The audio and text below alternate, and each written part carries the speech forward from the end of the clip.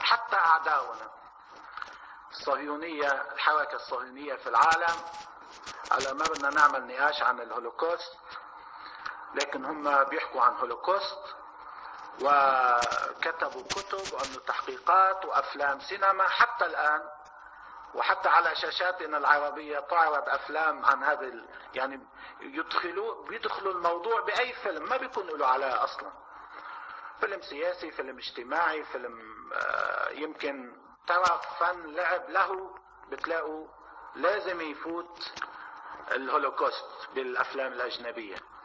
أقاموا للهولوكوست متاحف في عدد من عواصم العالم، حتى وين ما راح الواحد انه في متحف هولوكوست، بمعزل انه هاي الهولوكوست صحيحة مش صحيحة، دقيقة مش دقيقة، شو حجمها، ما بدنا ندخل بهذا الموضوع.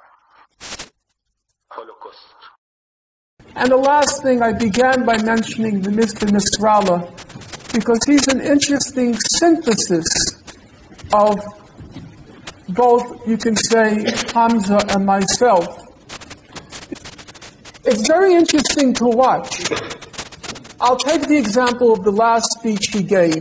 I assume it's the last one. He gives them quite frequently. But the Martyrs' Day speech, actually he's giving a very important speech on Sunday, having to do with developments, recent developments. But take the Martyrs' Day speech. I was very struck by it. You always learn from his speeches. I would say, honestly, he is the only political leader in the world from whom you learn in the speeches. He's a teacher, you know.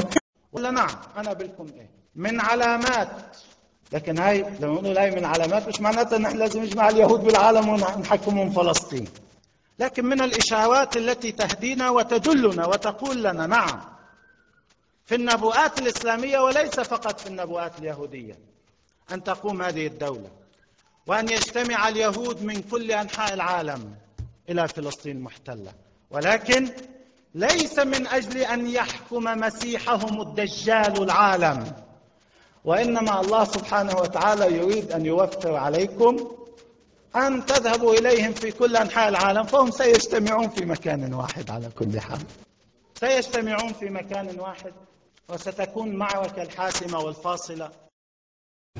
He sits down, he reads those Israeli papers, he reads those newspapers, he reads all their books. He is on top of all of that. And that's what we have to be. That's what we have to be. We have to know their language, we have to know their weaknesses, we have to study them, we have to be able to answer them. Because they have this vast apparatus of, let's just put it simply, of lies. This vast apparatus of lies. And it's hard work, but we have to do it, to dissect and expose every lie. And the way to do that is not reading the Quran. It's doing what Mr. Nasrallah does. He reads the memoirs, he reads the newspapers, and then he brings to bear a very shrewd, one might even say an X-ray eye. And that's the only reason why Hezbollah has been able to prevail, and Hezbollah is still with us. And that's, I think, for us, a good example. Keep your values, I'm not preaching to anyone, but bear in mind there is no way to defeat them unless you master their language, master the facts, and are able to answer.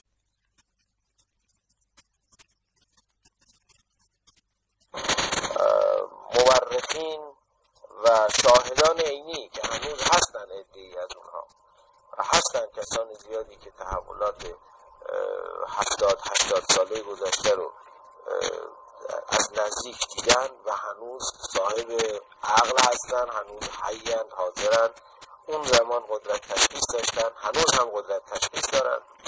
اینها شهود هستن که وقوع کوره‌های آدمسوزی در موقعیتی به نام آشویتس این رو رد میکنن و من به نظرم میرسه که اگر کسانی تحول یا واقعه یا پدیده سوزاندن یهودیان حاضر در سرزمین ژرمن در بحران جنگ دوم جهانی رو به هولوکاست تشبیه میکنن، شاید یک دلیل تبلیغاتی روانی داره، چون به هر حال واقعی به نام آدم سوزی اتفاق افتاده در طول تاریخ و عده زیادی از انسانها به خاطر اعتقاداتشون سوزانده شدن و اتفاقا اونهایی که سوزانده شدن مسیحیان بودن و اتفاقا به دست کسانی سوزانده شدن که حاکمان بر سرزمین یمن بودن و اونها خود یهودی بودن و این اتفاقی بوده که در حدود شاید 400 سال قبل از ظهور اسلام در سرزمین شبه جزیره عربستان به وقوع پیوسته. از اون زمان این واقعه آدم سوزی رو به نام هولوکاست نامگذاری کردن. اصولا در اون مقطع 6 میلیون یهودی وجود داشته که حالا بپذیریم همه اونها در کورای ارضی از بین رفتن. حالا این رقم مبالغ آمیزی، بسیار مبالغ آمیزه و کل یهودی‌ها در دنیا اگر بشه رقمی در حدود 12 میلیون بعد از 57 سال الان این رقم حداقل به 12 میلیون رسیده که قطعا در اون زمان تعداد یهودی‌ها به دلیل پراکندگی حداقل در اروپا نمیتوانستن 6 میلیون باشن، ولی به هر حال خود لابی صهیونیستی و آژانس یهودی این مسئله رو یه مقداری به عنوان شماغی برای کوبیدن غربی ها و برای بازخواهی از غربی ها، خود غربی ها متاسفانه دو حادثه بسیار تکان دهنده که یهودیان در قرن 19 در خود اروپا در به طور مشخص در پاریس و لندن انجام داده اینها را فراموش کردن.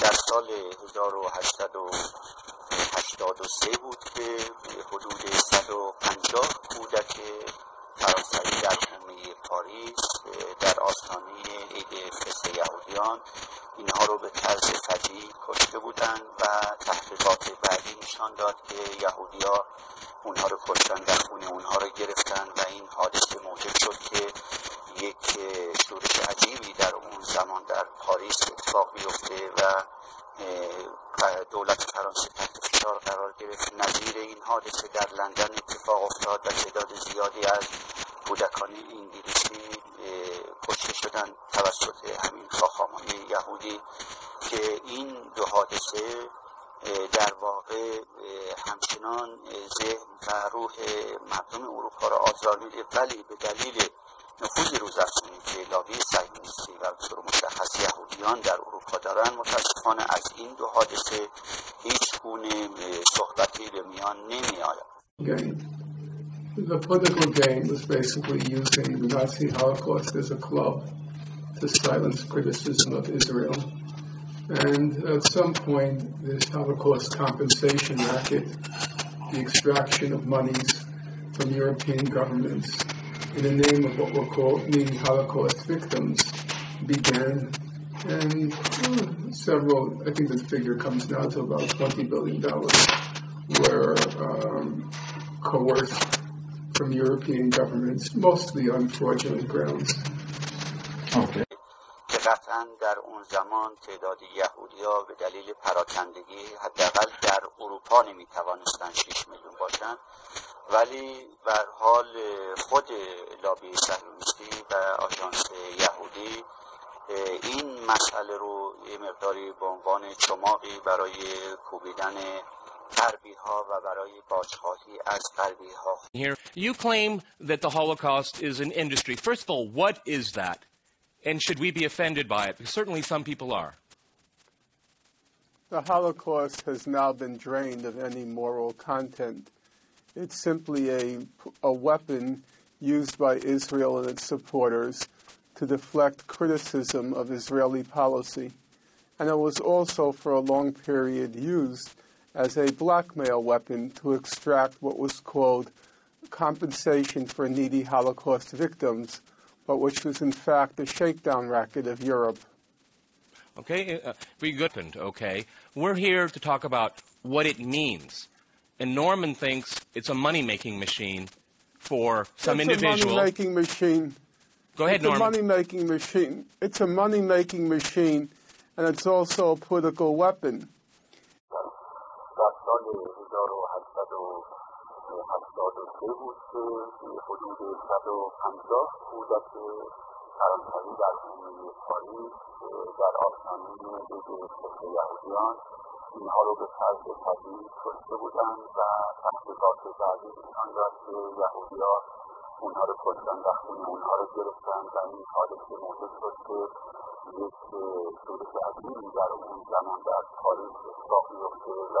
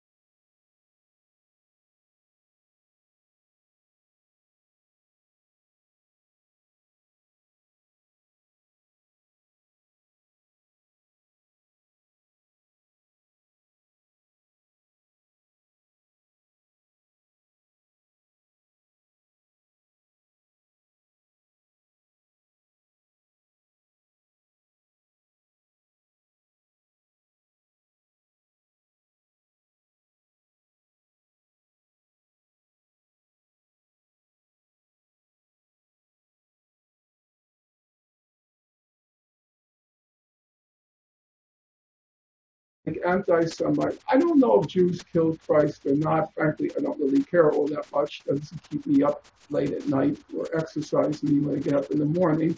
But those are sorts of things which should just be debated, disputed, and you come out with your own conclusions. Did the Jews do it or did they not? In the case of David Irving, David Irving was a very good historian. I don't care what Richard Evans says. He was a very good historian.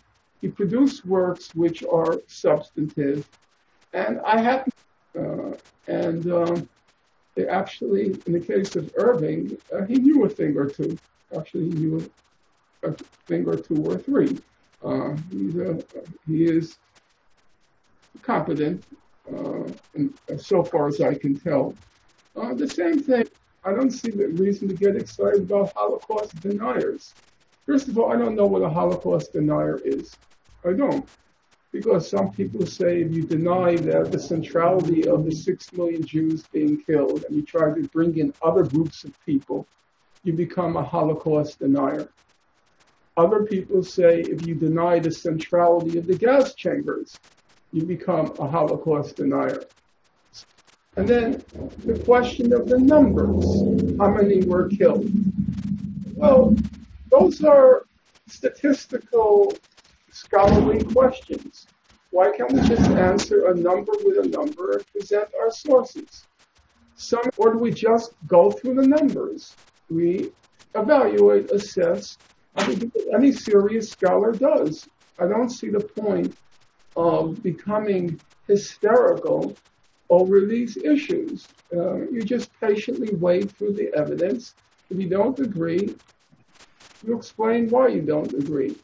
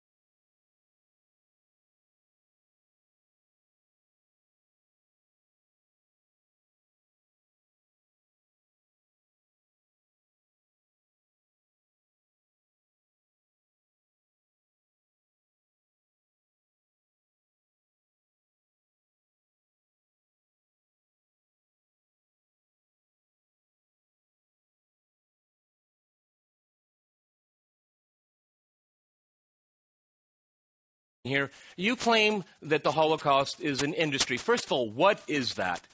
And should we be offended by it? Because certainly some people are. The Holocaust has now been drained of any moral content. It's simply a weapon used by Israel and its supporters to deflect criticism of Israeli policy. And it was also for a long period used as a blackmail weapon to extract what was called compensation for needy Holocaust victims, but which was in fact the shakedown racket of Europe. Okay, okay. We're here to talk about what it means. And Norman thinks it's a money-making machine for some individual. It's a money-making machine. Go ahead, Norman. It's a money-making machine. It's a money-making machine, and it's also a political weapon. That as Hamas holds back, as Islamic Jihadi holds back, Islamic Jihad, another militant group inside, as they absorb all the brutal, vicious Israeli provocations, the New York Times weighs in and it says that the Palestinians in Gaza are posing a lethal threat to Israel. Kites. They say that the Palestinians are flying kites which are somehow going to burn down Israel. Because Hamas refuses to fire the quote-unquote rockets, which are not even rockets, so they don't have that pretext. So the Israeli propagandists on the New York Times, like Isabel Kirshner, so now they've conjured a new pretext. These kites, which they say are going to burn Israel to the ground.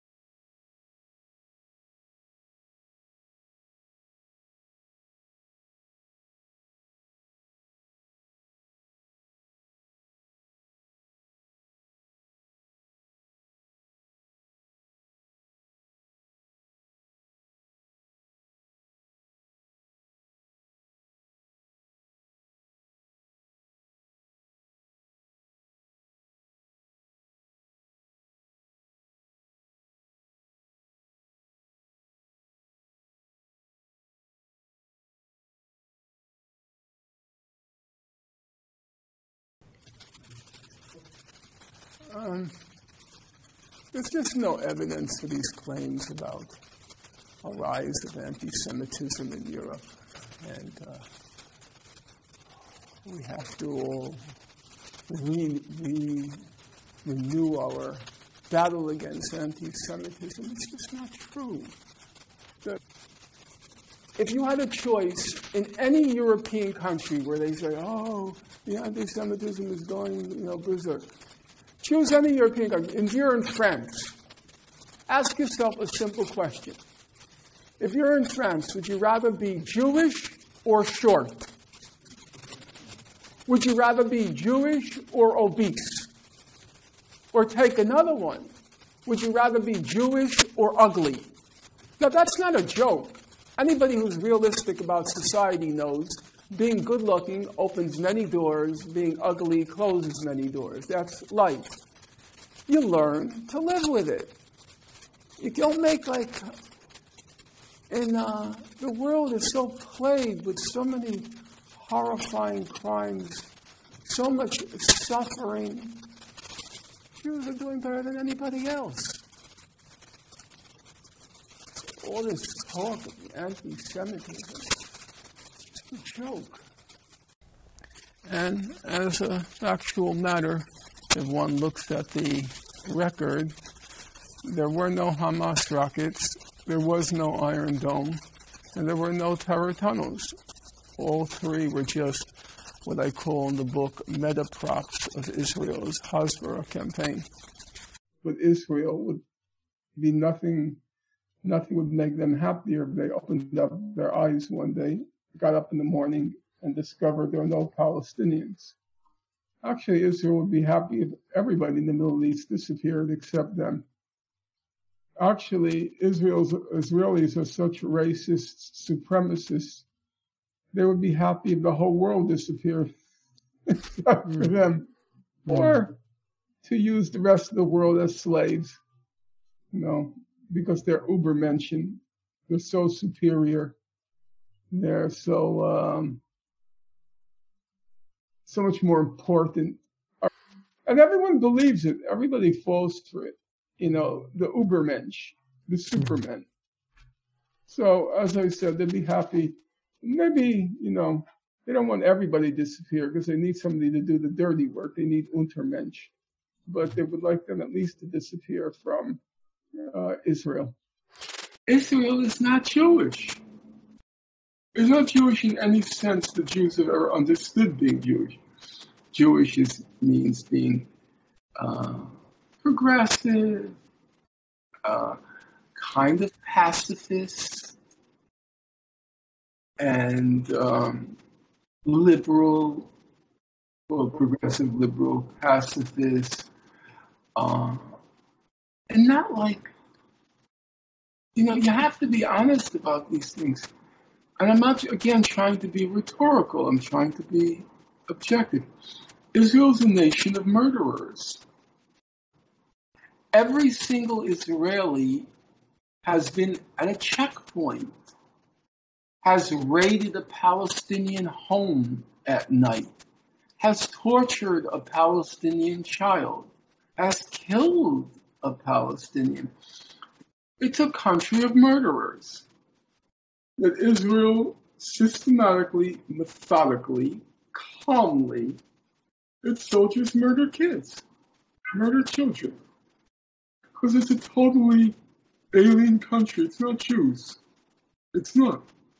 I mean, the most fundamental fact about Israel and trying to understand it, the most fundamental fact, it's not that it's a settler, colonialist, Zionist, imperialist, all those cliches, which are true, but it's still cliches. It's the fact that it's not Jewish.